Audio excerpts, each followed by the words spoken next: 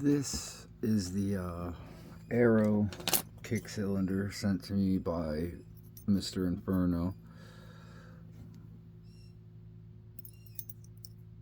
And that's the bitting on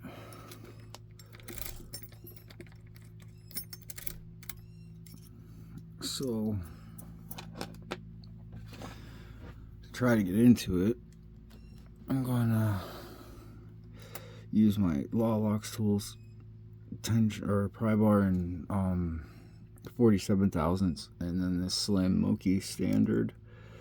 Nothing on 1, nothing on 2, 3, maybe a little something out of 4, click out of 5, nothing on 6. So nothing on 1, 2, 3.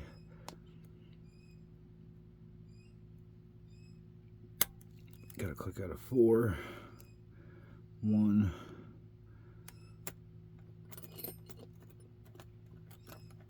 Got to click out of 2. Got to click out of 3. And 1 opens it. So yeah, that's the Arrow kick cylinder.